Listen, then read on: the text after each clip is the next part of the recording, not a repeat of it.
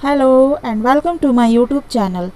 आज के इस वीडियो में मैं आपको बताऊंगी बीए फर्स्ट सेमेस्टर या फिर बीएससी फर्स्ट सेमेस्टर या बीकॉम फर्स्ट सेमेस्टर, किसी में भी हो आप, अगर यूजी फर्स्ट सेमेस्टर के स्टूडेंट हैं आप और हिंदी एईसीसी आपका एक सब्जेक्ट है, तो ये वीडियो आपके लिए बहुत ही उपयोगी होगा, यूज़फुल होगा, इम्पॉर्टेंट होगा। ठीक है, क्योंकि इसमें हिंदी एईसीसी यानी कि 50 मार्क्स वाला जो हिंदी होता है उसका very important objective question answers बता रही हूँ। जैसा कि आप लोगों को मालूम होगा कि हिंदी एईसीसी का जो एग्ज़ाम है वो ऑब्जेक्टिव में ही होता है। ठीक है, और आप लोगों को अगर प्रीवियस ईयर के क्वेश्चन पेपर चाहिए होगा तो कमेंट करके बोलिएगा, मैं उसको अपलोड कर दूँगी, मेरे पास है। ठीक है, तो चलिए स्टार्ट करते हैं। फर्स्ट क्वेश्चन है, संप्रेषण उन सभी क्रियाओं का योग है जिनको एक व्यक्ति अपनी विचारधारा को दूसरे व्यक्ति के मस्तिष्क को पहुंचाने के लिए या उसे समझने के लिए अपनाता है। इसके अंतर्गत कहने, सुनने तथा समझने की व्यवस्थित एवं निरंतर क्रियाओं का समावेश होता है। संप्रेषण की यह परिभाषा निम्न में से किसने दी है? अभी जो मैंने यहाँ से लेकर यहाँ तक बोला ये संप्रेषण की परिभाषा है। ठीक है, तो ये जो संप्रेषण की परिभाषा है ये परिभाषा किसने दी है? देखो ऑप्शंस दिए इसमें।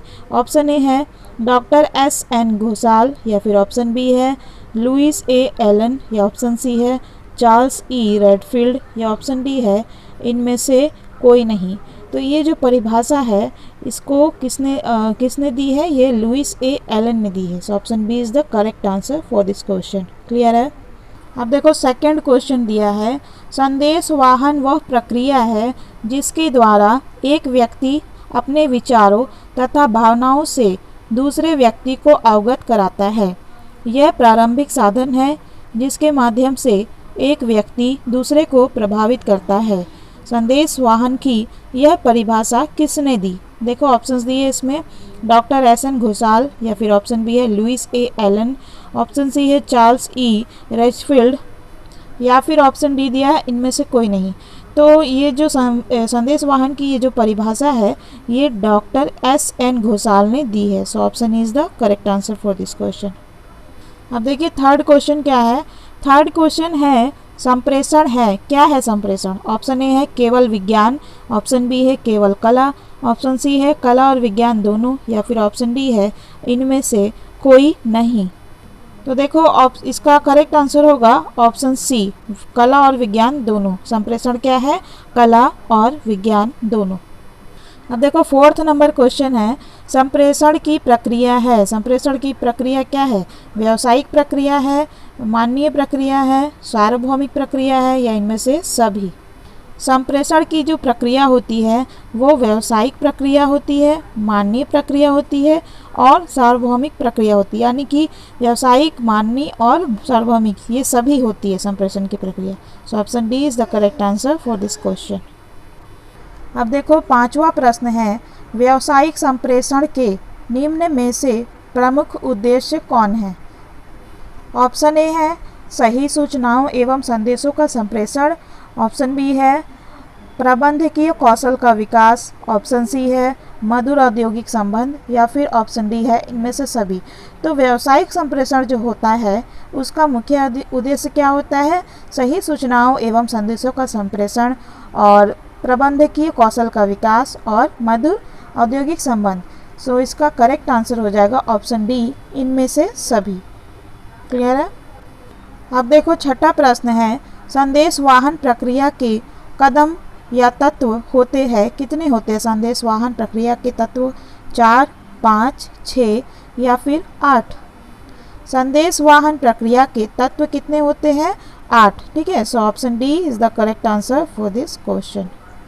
अब देखो क्वेश्चन नंबर 7 पूछा है, संदेश वाहन के न्यूनतम पक्षकार होते हैं। संदेश वाहन के न्यूनतम पक्षकार कितने होते हैं? देखो ऑप्शंस दिए हुए हैं, ऑप्शन ए है 2, ऑप्शन बी है 4, ऑप्शन सी है 8, या फिर ऑप्शन डी है 16। क्योंकि संदेश वाहन के न्यूनतम पक्षकार 2 होते हैं तो इसका करेक्ट आंसर हो जाएगा ऑप्शन ए। संदेश वाहन के न्यूनतम कितने पक्षकार होते हैं? 2। ठीक है, अब देखो क्वेश्चन नंबर 8 दिया है, संदेश वाहन जाल के प्रकार होते हैं। संदेशवाहन जाल के कितने प्रकार होते हैं? 2, 4, 6 या फिर 8? संदेशवाहन जाल जो है इसके 4 प्रकार होते हैं। So option B is the correct answer for this question. अब देखो 9th नंबर क्वेश्चन है, संदेश को संप्रेषण प्रतीकों में बदलने की प्रक्रिया को जाना जाता है, किस नाम से जाना जाता है? ऑप्शन ए है माध्यम, ऑप्शन बी है एनकोडिंग, ऑप्शन सी है प्रतिपुष्टि या ऑप्शन डी है डिकोडिंग। तो संदेश को संप्रेषण प्रतीकों में बदलने की प्रक्रिया जो है इसको एनकोडिंग कहते हैं। ठीक है, संदेश को संप्रेषण प्रतीकों में बदलने की जो प्रक्रिया है उसको हम लोग एनकोडिंग कहते हैं। So option B is the correct answer for this question. अब देखो क्वेश्चन नंबर 10th है, प्रभावी संदेश वाहन के लिए आवश्यक है। प्रभावी संदेश वाहन के लिए क्या आवश्यक है? देखो ऑप्शंस दिए हुए, ऑप्शन ए है स्पष्टता, ऑप्शन बी है शिष्टता, ऑप्शन सी है निरंतरता या फिर ऑप्शन डी दिया इनमें से सभी। तो प्रभावी संदेश वाहन जो है इसके लिए क्या क्या जरूरी होता है, आवश्यक होता है? स्पष्टता, शिष्टता और निरंतरता सभी जरूरी होता है। ठीक है, इसमें जितने ऑप्शन दिए हैं वो सभी प्रभावी संदेश वाहन के लिए आवश्यक होता है। तो इसका करेक्ट आंसर हो गया ऑप्शन डी, इनमें से सभी। आप लोग सिर्फ ध्यान से सुनिए और वीडियो को देखिए, बस और कुछ नहीं करना है। ठीक है, आपको सुनते सुनते अच्छा से आप लोगों को समझ में आ जाएगा कि हाँ मैम ये क्वेश्चन बोली, इसका 4 ऑप्शन बोली थी, फिर इसका ये करेक्ट आंसर हो। एग्ज़ाम में जब आप लिखने बैठेंगे तब याद आ जाएगा कि हाँ इसका आंसर ये सुना था, मैंने देखा था वीडियो में, है ना। इसीलिए इसको ध्यान से सुनिएगा, ठीक है, और देखिएगा। अब देखो 11वां नंबर प्रश्न है, संदेश वाहन के प्रकार है। संदेश वाहन के क्या प्रकार है? लिखित, मौखिक, औपचारिक या इनमें से सभी? तो संदेश वाहन के जो प्रकार होते हैं वो लिखित होते हैं, मौखिक होते हैं और औपचारिक भी होते हैं। तो इसका करेक्ट आंसर हो गया ऑप्शन बी, इनमें से सभी। ठीक है, अब देखो क्वेश्चन नंबर 12 है, प्रभावी संदेश वाहन में भाषा का उपयोग नहीं होना चाहिए। ठीक है, प्रभावी संदेश वाहन में किस भाषा का उपयोग नहीं होना चाहिए? स्पष्ट, प्रभावी, अस्पष्ट या फिर शालीन? प्रभावी संदेश वाहन में कभी भी अस्पष्ट भाषा का प्रयोग नहीं होना चाहिए। स्पष्ट और प्रभावशाली होना चाहिए लेकिन अस्पष्ट नहीं होना चाहिए। तो इसका करेक्ट आंसर हो गया ऑप्शन सी। ठीक है, क्वेश्चन नंबर 13 दिया है, निम्न में से कौन सा संप्रेषण प्रक्रिया का तत्व नहीं है? डिकोडिंग, ऑप्शन बी है संप्रेषण, ऑप्शन सी है माध्यम या फिर ऑप्शन डी है संदेश प्राप्तकर्ता। संप्रेषण प्रक्रिया का तत्व इनमें से कौन नहीं, ये बताना। ठीक है, तो संप्रेषण प्रक्रिया का तत्व संप्रेषण नहीं होता है। तो इसका करेक्ट आंसर हो गया ऑप्शन बी। ठीक है, अब क्वेश्चन नंबर 14 है, संदेश वाहन का नियम में से कौन लक्ष्य है? संदेश वाहन का नियम जो है इसमें कौन लक्ष्य है? ऑप्शन ए मानवीय संबंधों का सृजन, ऑप्शन बी शीघ्र निर्णय, ऑप्शन सी है प्रबंध संबंधी कुशलता या फिर ऑप्शन डी है इनमें से सभी। तो संदेश वाहन का नियम में से क्या क्या लक्ष्य होते हैं?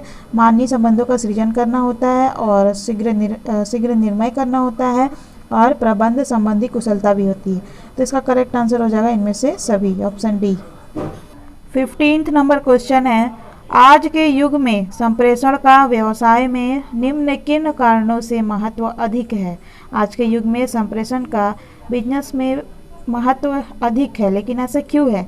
ऑप्शन ए दिया हुआ है व्यावसायिक संगठन का बढ़ता हुआ आकार, ऑप्शन बी है मानवीय संबंधों का बढ़ता हुआ महत्व, ऑप्शन सी है तकनीक प्रगति या फिर ऑप्शन डी है इनमें से सभी।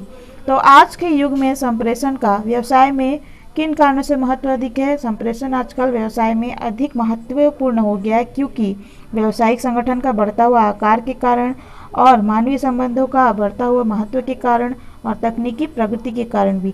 तो इसका करेक्ट आंसर हो जाएगा ऑप्शन डी। ठीक है, ये सभी कारण से। अब देखो क्वेश्चन नंबर 16 है, प्रबंधों के लिए व्यावसायिक संप्रेषण का महत्व निम्न में से किन कारणों से अधिक है?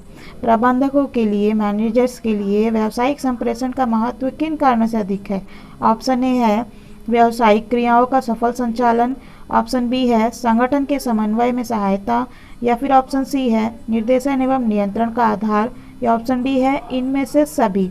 तो प्रबंधकों के लिए व्यावसायिक संप्रेषण का महत्व किन कारणों से? व्यावसायिक क्रियाओं का सफल संचालन के कारण से, और संगठन के समन्वय में सहायता से, और निर्देशन एवं नियंत्रण का आधार के कारण, और ये तीनों होंगे इसीलिए। तो इसका करेक्ट आंसर हो गया ऑप्शन डी, इनमें से सभी। ठीक है।